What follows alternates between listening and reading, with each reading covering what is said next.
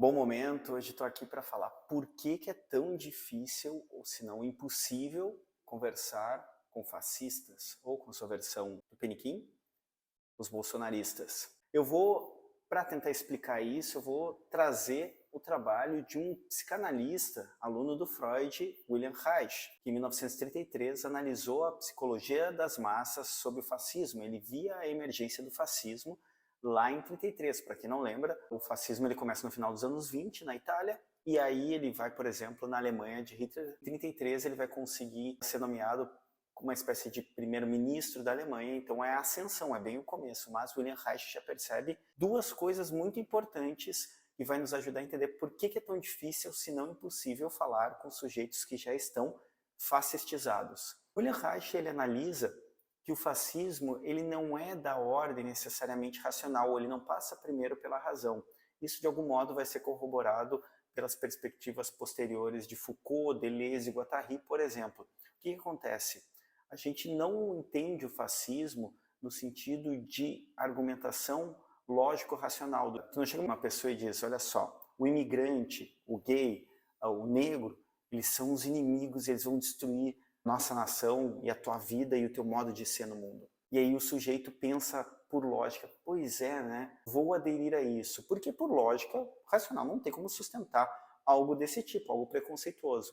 A captura é de outro modo. E aí que entra a perspectiva do Reich. O Reich analisa, primeiro, que o fascismo ele é uma captura de um expediente revolucionário, porque o fascista, e a gente tem que lembrar isso, o fascista é aquele que está indignado com a ordem das coisas, que reconhece, e eu falei isso já outras vezes, que há uma degeneração, uma destruição de um mundo que ele entende que foi perdido.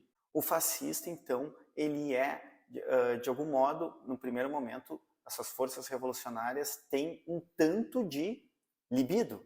Para quem não sabe, libido é um conceito que vem aí do mestre do próprio William Reich, que é o Freud. A libido é uma energia vital de autopreservação que passa pela sexualidade. É uma energia, portanto, ligada à sexualidade pela autopreservação. Então a primeira coisa que o Reich vai dizer é o fascismo é uma captura libidinal, porque a sociedade como um todo é investimento do desejo dos indivíduos. Essa é uma perspectiva muito interessante que vem, na verdade, lá de Spinoza, mas que vai ser reformulado nessa lente já da psicologia, da psicanálise pelo William Reich. Então, se a sociedade é um investimento do desejo, o sujeito fascista ele tem uma projeção do tipo de sociedade que ele gostaria que existisse. Isso é importante. Muito embora o fascista, que é reacionário, que é conservador nos seus valores e advogue uma volta a um passado mítico, na verdade ele está criando esse passado que nunca foi assim. Então ele tem um desejo de constituir uma sociedade que seja heteronormativa, que seja conservadora moralmente, que seja ligada a valores cristãos ou que ele entende por cristãos. O que importa nesse caso é que há um investimento do desejo sobre a sociedade e é uma captura libidinal desse sujeito, que aí sim, falou William Reich, ele tem dificuldade de dar vazão à sua libido, ou ele tem uma libido que já é moralmente repreendida ou internamente repreendida e isso causa nele sensação de vingança, de restrição em relação ao todo, do tipo, se eu não me permito, por exemplo, o prazer anal, eu não quero que a sociedade tenha e eu quero restringir isso nos outros. Assim como essa perspectiva do Reich, hoje em dia, a gente pode usar para entender os incels, essa piazada que comete eventualmente massacres em escolas, principalmente visando mulheres ou figuras masculinas que performam feminilidades, porque eles têm a questão libidinal do masculino, de algum modo não conseguem dar vazão, eles acabam ressentindo numa perspectiva nietzschiana e acabam transformando isso em forças de violência que se direcionam principalmente às mulheres. Então, voltando à ideia do Reich, há primeiro de um lado uma captura libidinal, ou seja, o fascista ele é capturado na ordem do desejo, na ordem da repressão sexual. O outro lado é um expediente místico, que ele chama de uma captura quase religiosa.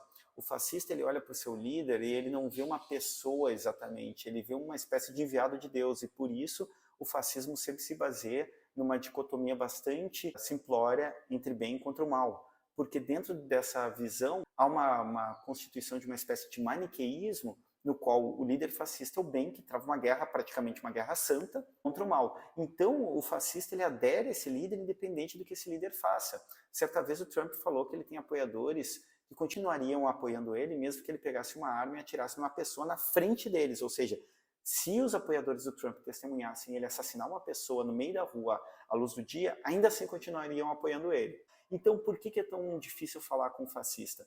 Porque ele é capturado no desejo de um lado, segundo Reich, e num expediente religioso místico de outro.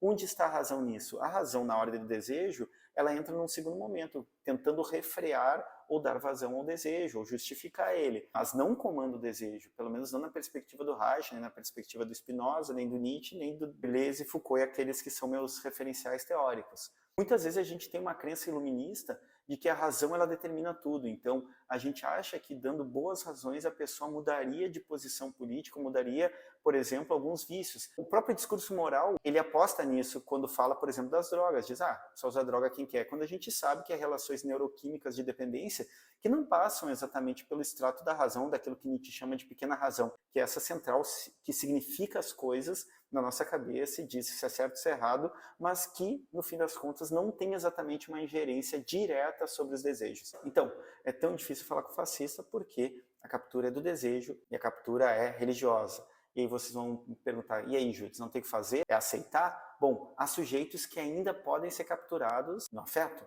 porque o afeto está na ordem do desejo, é uma intensidade no corpo, assim como o desejo é também. Então, quando tu consegue trazer, eventualmente, para algum afeto próximo, ou que impacte esse sujeito, tu pode começar a disputar na ordem afetiva e não necessariamente na ordem racional. Claro que a gente não vai deixar a razão de lado e dizer não vamos mostrar todos os erros e todos os problemas que o fascismo tem ou que o bolsonarismo tem. Mas a questão é tu trazer para afetivo. Trazer para a lembrança, por exemplo, de como era a vida desse sujeito, se ele comia melhor antes do Bolsonaro, quando era, por exemplo, presidente Lula, se ele fazia churrasquinho, ou se, por exemplo, a vida dele melhorou, se o salário dele está melhor, se ele não está endividado agora. Esse tipo de jogo, onde bate no afetivo, que não é mentiroso, mas incide muito mais no ponto da captura do fascismo. Era isso por hoje e vamos arriba!